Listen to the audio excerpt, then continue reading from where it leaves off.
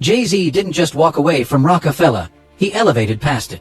And Camron just dropped the real reason behind that split. This one's deep, because we're not talking about simple rap gossip or ego clashes.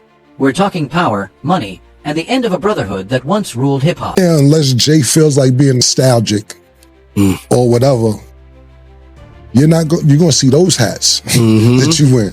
It ain't, we could go Roc-A-Fella every 5, 6, 7, 8 years, but this is what we pumping. It's what it right, is. right now. Exactly. So it's never not a problem to feel nostalgic and reminisce. But if you do too much of that reminiscing and just base everything you doing off of what the past was, you just gonna sound like a nigga with a bunch of stories and you old and bitter and so on and so forth. The thing about the nigga Jay, in my opinion, is he's been so great at being not just irrelevant, seen but mysterious. You know what I'm saying? He don't got to come talk about nothing. You figure it out. Yeah. You want to talk? All right, whatever. I don't care. Go look at the next announcement I make. You ever feel sorry for Damon Dash, man? Whenever you hear about like his financial problems and things like that. Nah, Dame's the hustler. Dame will figure it out. Like, Dame, very smart guy, you know. So he'll figure it out. He was definitely playing your album and on Instagram. Yeah, did you see that video? Sweet. Nah, I didn't see it. He was in the barbershop, bobbing his head crazy to it. He said he liked it. He said he felt like he was a part of that. And he knows you're telling the truth. I feel like, you know, what people gotta understand is being like, I mean, nothing gonna change the way I feel about Damon. You know, no matter no time or space, no separation or anything. You know, I got love for Damon Dash the same way that I did before. The Roc dynasty didn't just crumble overnight. It was dismantled move by move, deal by deal, until Jay stood on top and Dame was left chasing ghosts. Camron laid it out clear. Jay-Z wasn't just turning the page, he was rewriting the whole book. He turned those Roc-A-Fella lessons into empires, Roc Nation, Tidal, partnerships with luxury brands and tech companies. The man flipped hip-hop hustle into billionaire status. Meanwhile, Dame's been stuck trying to bring back that old magic, still talking about The Roc like it's 2001. And Cam didn't bite his tongue either. He said straight up, if all you ever do is reminisce, you sound bitter and washed up. That hit hard, especially coming from someone who lived that era. Remember, these guys weren't just label mates, they were part of a revolution. Roc-A-Fella Records was a movement. Jay-Z, Dame Dash, Biggs, Dipset, State Property, all of them turned the streets into an empire. But when it came time to evolve, Jay made business moves while Dame kept trying to prove he still mattered in a world that had already moved on. Camron's peeling back the layers. This isn't just about money. It's about ego, pride, and knowing when to let go. I don't even have to ask Jay. It ain't even like Jay said it to me and was like, nah, niggas is done. Niggas ain't never. I just knowing him. But the reason I brought that up, it isn't even about, because like Biggs my big bro too. Shout out to Biggs. Yeah, shout out Biggs, definitely. Silent OG. Yeah, that's my big bro. So it's like this, for instance, right? And that's what I'm saying, right? I built a few different entities that's doing well. Right now, unless Jay feels like being nostalgic or whatever, you're gonna see those hats that you wear. It ain't, we could go Roc-A-Fella every 5, 6, 7, 8 years, but this is what we pumping. It's what it is. Right now. Exactly. So it's never not a problem to feel nostalgic and reminisce. But if you do too much of that reminiscing and just base everything you doing off of what the past was, you just gonna sound like a nigga with a bunch of stories and you old and bitter and so on and so forth. For me, it's about still creating and moving forward and making sure that when I do talk about old shit, we gonna talk about what's now too. That's right. Because it's great to have memories and talk about everything. But imagine if the nigga Ho would just be talking about, yo, remember in 90? Hey, yo, remember? Jay-Z didn't abandon Dame. He just outgrew the chaos.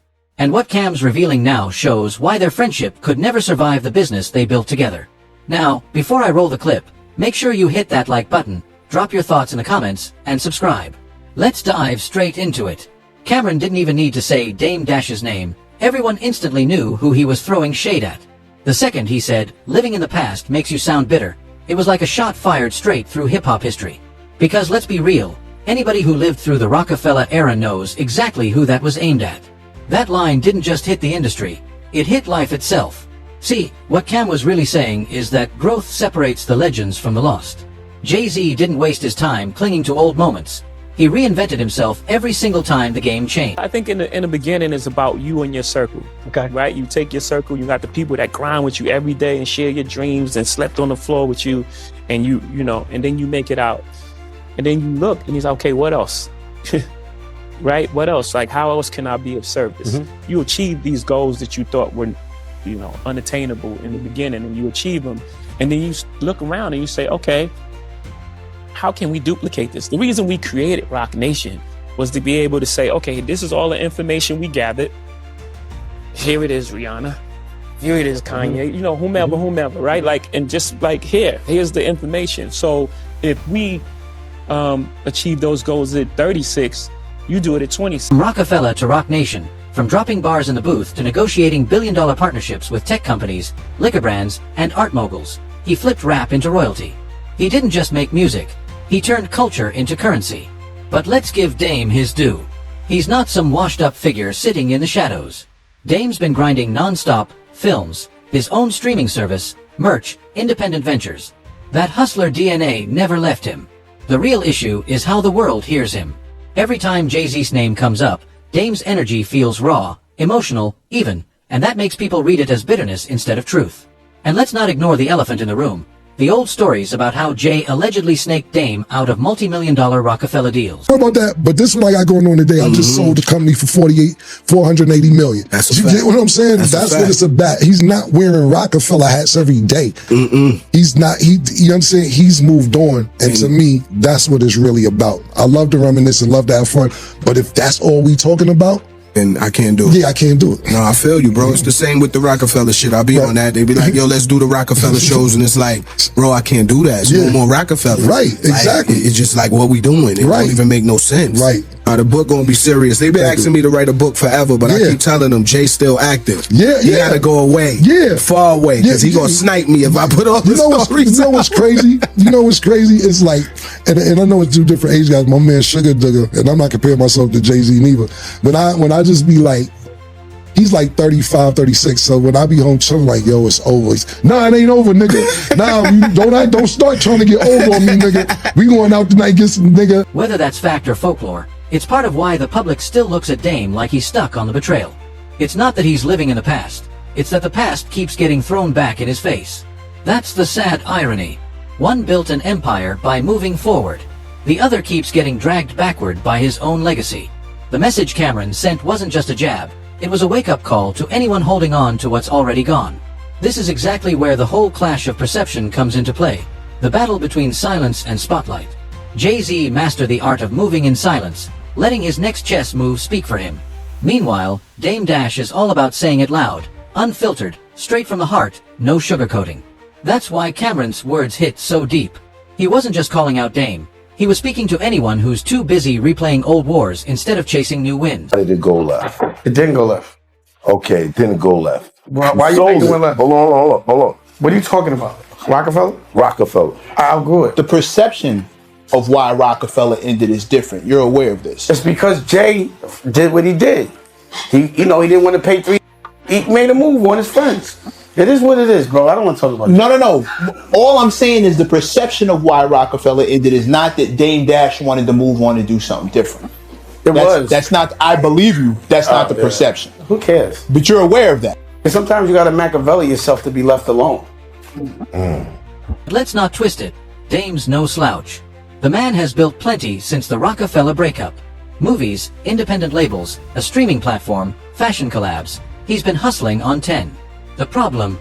The world stopped listening the moment Jay's name came up. Every headline about Dame somehow circles back to Jay-Z, like the man can't tell his own story without the rock shadow looming over him.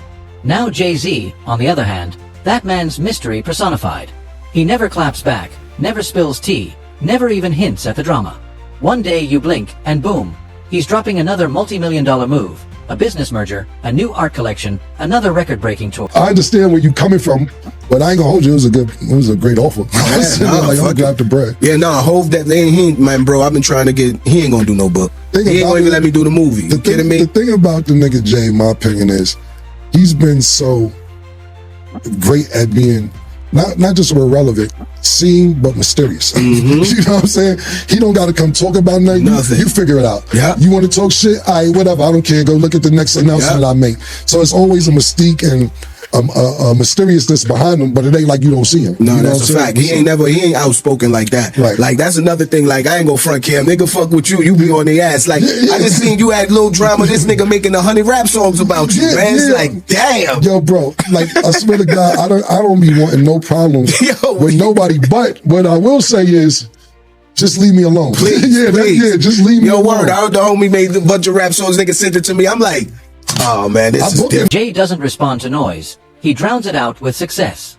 That's why people love to paint this as a story of Jay moved forward, Dame stayed behind. But that's only half the truth. What really happened is Jay-Z chose strategy and silence, while Dame chose emotion and transparency, two different lanes, both paved with ambition. And honestly, they needed each other once. Without Dame Dash's energy, there might have never been a Roc-A-Fella. Without Jay-Z's vision, there wouldn't be a Roc Nation. They built hip-hop history together. They just evolved in different directions. Jay took his lane straight into billion-dollar boardrooms, while Dame's path led to independent grinds that don't always trend, but still show what real hustle looks like. That's the beauty and tragedy of their story. Two kings, two crowns, and two very different ways to rule the game. Camron didn't just stir the pot. He exposed the tension that's been simmering in hip-hop for decades. See, Jay-Z and Dame Dash's story isn't just about two business partners who fell out. It's about the battle between control and credit, about who gets remembered as the genius behind the empire. Because when the Roc first blew up, both of them were at the top. Jay was the face, but Dame was the muscle that made things move, the one making calls, setting up deals, fighting for artist ownership when the industry wanted to lock people down. But somewhere along the line, that hunger for independence turned into chaos. Dame wanted full control, creative, financial, and even personal, while Jay wanted structure and scalability. Jay saw the bigger picture, the kind that involved longevity and legacy, not just street credibility. And that's when the real split began. When Jay decided to merge with Def Jam, Dame took it as betrayal, like Jay had sold out everything they built from scratch. I seen that. Yeah, it was fun for me. I seen that. Because he still was doing songs, and shout out to, I don't got no problem with that nigga, like we straight too. But the thing about it was like, I made a mistake, so basically, I was talking about the B-list black actors, how it was fucked up for them. And I called him Omar Gooding Jr. And his brothers, he was pissed, yeah. His brother's Cuba, and the nigga went on a tangent. I'm like, I apologized on my show. That's how bad it was, Bleak. I was like, yo, my bad, I'm sorry. I didn't mean to do it. Did another song. I went under his comments. I said, bro, I don't want no smoke. Did another song. I'm like, yo, bro, I'm trying to be somebody different, bro. Word up, you know man. The rap shit is crazy, man. And niggas gotta start, like, I feel like we at the age now, we was talking off camera where that rap facade, that shit gotta come. It gotta come on, bro. Bro, when niggas be talking tough and screaming all that, it's two things. I'll be like, you pump faking, and then or if you're not pump faking, I feel sorry for you. Camron, being around that circle, saw it all unfold. The private meetings, the heated arguments, the loyalty lines being redrawn. He said back then, people didn't realize how bad things had gotten until it was too late. Jay-Z was already planning his next empire while Dame was still trying to prove he could do it without him. And the craziest part, they were both right in their own way. Jay was building wealth that would last generations, and Dame was fighting for independence that most artists still don't have today. It's wild to think about. Two men chasing greatness but clashing over what greatness even means. For Jay, it was power moves in boardrooms with billionaires. For Dame, it was staying true to the grind, owning everything and never answering to anyone. That's the real reason their visions couldn't coexist anymore. Cam's take on all this feels like he's not just spilling tea, he's reminding everyone how fragile power can be when pride gets involved. Because what started as unity turned into rivalry, and that rivalry turned into legend. What makes this whole story even more wild is how different the aftermath turned out for both of them. When Roc-A-Fella collapsed, the world expected Dame Dash to fade out. But instead, he doubled down on his hustle. He started pushing independent ventures before independent was even cool. Film projects, music platforms, schools for young creators. He was trying to build a new system from scratch. But the issue, his delivery has always been too raw for the mainstream. Dame talks like the boss in the room, and that energy doesn't sit well with industry folks who like quiet moves and calm handshakes. Meanwhile, Jay-Z mastered the art of corporate chess. He knew how to sit at those elite tables and talk numbers without breaking his cool. He wasn't just a rapper anymore. He became a brand, a symbol of elevation. Every move Jay made after the Roc split was surgical. From Roc Nation to his stake in the Brooklyn Nets, from dust to title, every step was about turning the culture into capital. That's why people look at him as the blueprint for how to transition from artist to mogul. I know niggas can't be mad. You be like B-list actors, B-list rappers. Bro, I seen the list where they had the 50 worst rappers. And I was on there. I was dying like, damn, niggas true me. They put me on the list. Like, damn. But then I just dropped the project, right? And they dropped the new whack 50 list. So, and I ain't on it. So I said, damn, did I get myself off the list? Off the list, right, exactly. Camron pointed out something most fans missed. Jay and Dame didn't just split as business partners, they split as philosophies. Dame represented freedom, ownership, and loud independence. Jay represented power, access, and quiet control. It's like watching two sides of the same coin move in opposite directions. And yet, the deeper truth is that both paths came with sacrifice. Dame gained freedom, but he lost the influence that comes with structure. Jay gained power, but he lost the brotherhood that built it all. That's why whenever their names come up together, there's always tension, because neither man truly lost, but neither completely won either. Cam's commentary brings that reality to the surface. The fall of Roc-A-Fella wasn't just an ending, it was a blueprint for the future of hip-hop business. Every artist chasing ownership today is walking in Dame's footsteps. And every artist turning influence into billion-dollar power plays is following Jay's model.